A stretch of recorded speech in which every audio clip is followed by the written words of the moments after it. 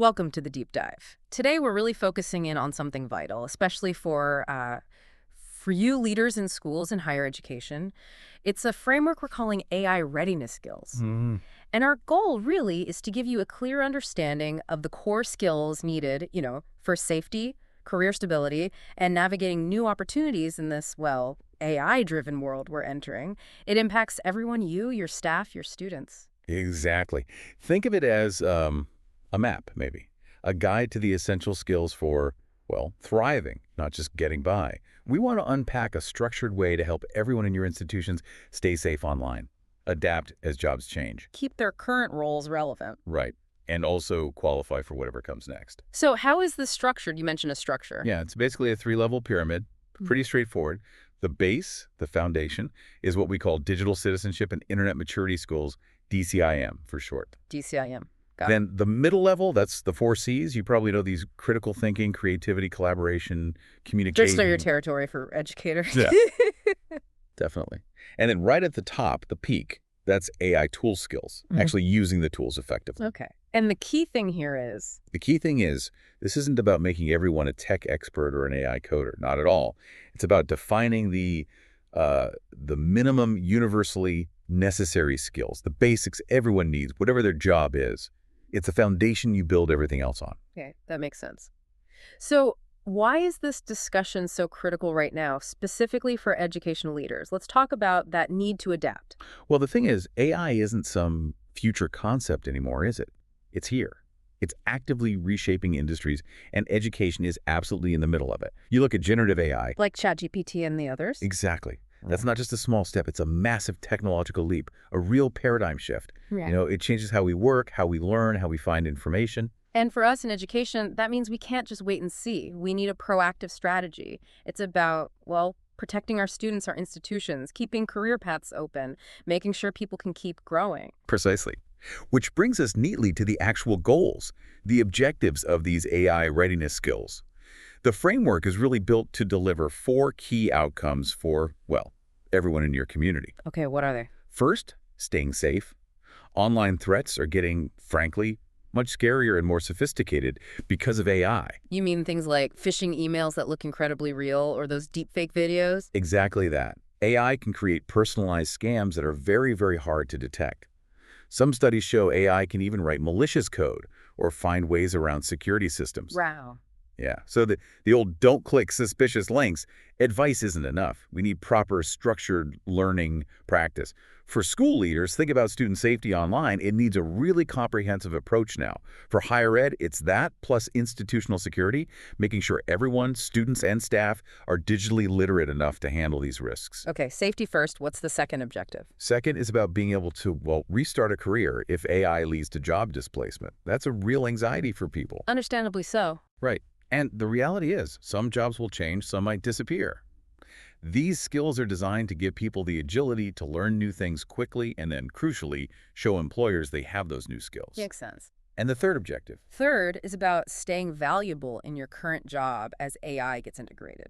If you develop these core human skills, you can focus on tasks AI can't do, work alongside AI effectively, and basically make yourself indispensable. Okay, and the fourth. Fourth is positioning people for the brand new jobs that AI will create. We don't even know what all of them will be yet, but having this foundational skill set will be the entry ticket.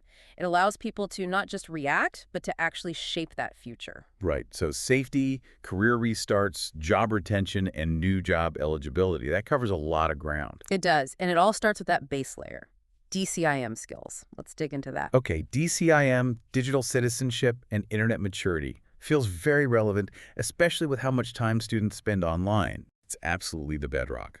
These skills are about navigating the online world safely, ethically, effectively.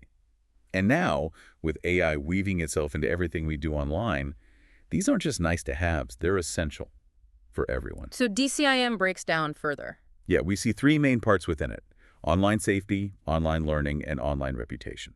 You can think of them as digital self-defense, digital navigation, and your digital footprint, all interconnected. Let's start with online safety. We touched on AI making threats worse. From an educational leader's viewpoint, what specifically needs attention? It's the sophistication, really. Mm. AI-powered phishing, like we said, is hyper-personalized. Deepfakes undermine trust. How do you know it's real anymore? Mm. And AI can spread misinformation so fast, so widely. Mm. For school leaders, protecting students means going beyond rules. It means teaching them how these AI tricks work. For higher ed, it's that, plus protecting the institution itself from more advanced cyber attacks. So what does that structured learning look like, beyond the usual warnings, especially for students? It means educating them on the mechanisms, how AI mimics people, how it generates fake content, how it automates attacks. We need to build serious critical thinking about everything online, maybe using simulations, practical exercises where they have to spot AI-generated fakes. Right. For schools and universities, it means building this into the curriculum, updating it constantly, focusing on critical evaluation, and, frankly, a healthy dose of skepticism. Okay, that makes sense.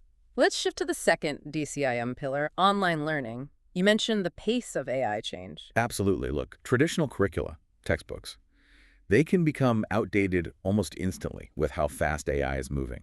The internet, realistically, is where the most current knowledge and skills reside now. So online learning skills are paramount. Totally essential. For educational leaders, this really highlights how important it is to teach students to become self-directed, lifelong learners right from the start. What specific skills does that involve for, say, students and faculty in this AI era? It's about navigating that ocean of online info effectively. Identifying trustworthy sources, spotting misinformation, understanding bias, knowing why content was created, basic digital and media literacy, but supercharged. And being critical. Yes, being skeptical, knowing how to fact check. And here's the interesting part. AI itself can help with online learning How so? through things like AI-powered learning platforms, MOCs, personalized systems that adapt to you. Find your knowledge gaps. So leaders should be looking at how to integrate these tools thoughtfully to actually improve learning. So it's finding info, but also managing it, filtering it, using it wisely. Exactly. Managing the information overload, staying focused, learning efficiently on your own. That's a core competency schools and universities really need to instill. Got it. And the final DCIM piece, online reputation. How does that fit in? Well, think about it. In a world where AI might change how we value traditional degrees or qualifications, your online reputation, how you appear professionally online, becomes a huge asset. Like a personal brand. Kind of, yeah. It's how you build trust and credibility with employers, collaborators, your network. A bad online reputation, that can seriously hold you back. For higher ed leaders, it's about thinking. How do we help students build a positive, professional online presence? So what are the practical steps for students, or anyone really, to build that strong online reputation? It takes deliberate effort.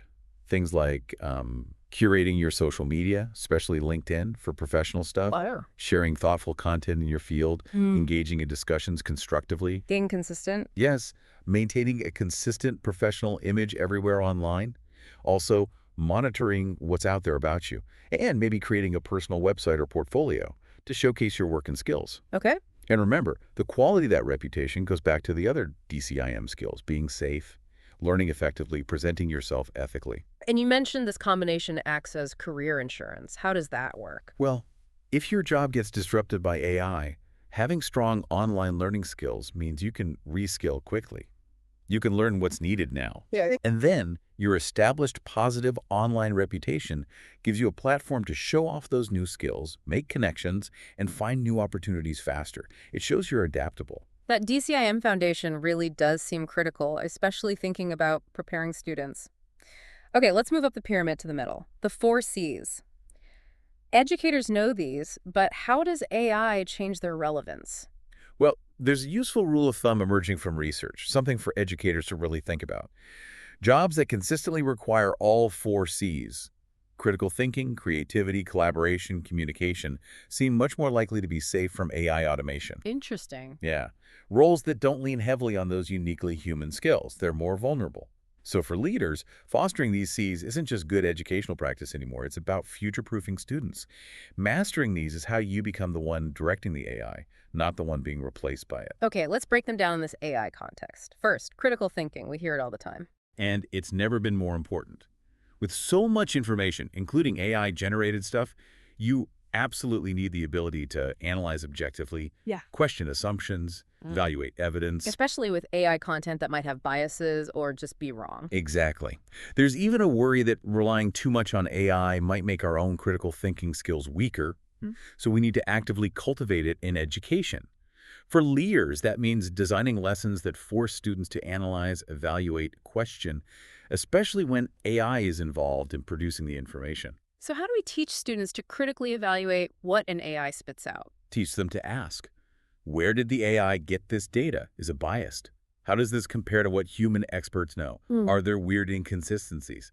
They need to understand AI's limits. It's good at patterns, but it doesn't have common sense or ethics like a human. Human judgment is still key. Indispensable, Okay. especially for context, ethics, nuance. That's the human element education needs to emphasize. Okay, next C. Creativity. AI can generate text, images, music now, so what's left for human creativity? That's a big question for educators, isn't it? Here, creativity means things like innovative thinking, imagination, solving problems in new ways. Yes, AI can generate stuff, but the spark, the vision, the emotional connection, the understanding of context that's still human, So AI is more like a creative assistant. a very powerful one. It can help break creative blocks, suggest ideas, handle tedious technical bits. It frees up humans to focus on the big picture, the strategy, the truly novel ideas. The potential for human creativity plus AI tools is enormous. So leaders need to foster creativity alongside AI use, not instead of it. Precisely. Teach students to be creative with AI. Got it. On to communication. How does AI change how we communicate? It becomes even more vital. We need to communicate clearly to the AI that's prompting. We also need to communicate effectively with colleagues in teams where AI is also involved. And AI tools might be part of that communication. For sure. There are tools for summarizing, translating, clarifying. But the core skill is clarity, whether you're talking to a human or typing a prompt for an AI. In teams, you need good interpersonal skills, plus an understanding of what the AI can and can't do. So mastering prompting is part of communication now. Absolutely. Using clear language, giving context, specifying what you want. And interestingly, AI can sometimes help human-to-human communication too, clarifying, summarizing, bridging language gaps. So for schools, teaching communication needs to include these AI contexts. Okay. And the last C, collaboration. Seems very human. How does AI fit? You're right, collaboration is a deep human strength. AI can't really replicate empathy or shared understanding, but effective teamwork in an AI world is still crucial. So it's about humans and AI working together. Exactly, leveraging the strengths of both. AI does the data crunching, the automation. Humans bring the critical thinking, the emotional intelligence, the complex problem solving. Building trust and good relationships within the team remains key, even if AI is facilitating some interactions. So for leaders, it's still about teaching those core teamwork skills. Yes, preparing students for a future where their team members might include AI systems. So mastering these four C's really puts you in the driver's seat with AI. That's the idea. Critical thinking to evaluate it, creativity to leverage it, communication to instruct it and work with others around it, and collaboration to integrate it effectively into team efforts. It empowers us. Okay, that brings us to the very top of the pyramid. Effective use of AI tools, the practical side. Exactly. This is where the rubber meets the road. Being able to actually use AI tools to be more productive is becoming, well, table stakes in many jobs. They're everywhere now. They really are. Yeah. And just knowing they exist isn't enough. True competence means mastering the skills to really make them work for you, integrate them properly. It's a mindset shift. What are those specific skills for effective use? The framework points to 5 key interconnected skills. First is output clarity. Know what you want before you even start prompting. Very specific. Tone, audience, format, details. Vague prompts get vague, unhelpful answers. Second, choosing the right AI tool. Like a craftsman picks the right wrench, you need to know which AI is good for summarizing, which for brainstorming, which for coding, based on the task, speed, cost, quality needed. Makes sense. Different tools for different jobs. Third, the art and science of prompting. This builds on clarity. It's about giving good context, clear instructions, maybe examples. There are advanced techniques too, like chain of thought, or telling the AI to act like a specific expert persona. Prompt engineering, basically. Essentially, yes. Fourth, creating workflows and SOP, standard operating procedures. For complex tasks, you need a process that blends AI steps and human steps. Maybe AI drafts something, a human reviews, AI refines, human finalizes. That ensures consistency and quality. Okay, integrating AI into a process. And fifth, going even further, designing chains of AI tools and agents. This is about linking multiple AI tools together based on those SOPs to automate really complex workflows. One AI gathers data, another analyzes it, a third writes the report, maybe with human checks along the way. Wow, that's quite advanced. It can be. Yeah. But underlying all five is the need for continuous learning. These tools change constantly. For educational leaders, the question is, how do we equip students and faculty with these kinds of practical AI skills for learning, research, administration, everything? It's not just using one tool, but understanding the whole ecosystem, how they fit together strategically. Precisely. It comes back to your goals and how you use these powerful tools to reach them. Okay, let's quickly tie this all back together. How do these different levels, DCIM, 4Cs, AI tools, connect back to those four objectives we started with? Yeah, it maps quite neatly. Objective 1, staying safe online. That's grounded in the online safety part of DCIM. Yeah. Objective 2, restarting a career. That relies heavily on online learning and online reputation. From DCIM, learn fast, showcase effectively. Makes sense. Objective 3, keeping your current job relevant. That's where the 4Cs and effective use of AI tools come in, doing what AI can't, and using AI to be better at your job. And objective 4. Getting new jobs in the future. Again, heavily reliant on the 4Cs and AI tool skills. Those are becoming the new baseline requirements for many emerging roles. So each layer builds towards achieving those crucial outcomes. Exactly. It's an integrated system for AI readiness. This has been incredibly insightful. As we wrap up, what's the single most important takeaway for our listeners, especially those leading schools and universities? I think the key thing is that this AI readiness skills framework isn't just theory. It's a practical necessity for everyone. Individuals, companies, and especially educational institutions to navigate the AI age successfully. By focusing on building that DCIM foundation, nurturing the 4Cs, and developing real proficiency with AI tools, we can actually harness AI's benefits while managing the risks. It's about fostering effective human-AI collaboration. And looking specifically at those school and higher education leaders listening, what's the final provocative thought you'd leave them with from this deep dive? I'd ask them to consider this. How can we fundamentally redesign our educational systems right now to embed these AI readiness skills at every single level? How do we move beyond just teaching about AI to ensuring that the next generation graduates not just as users, but as truly AI-ready leaders, innovators, and critical thinkers who can shape this technology responsibly? That's the challenge, and honestly, the huge opportunity for education today.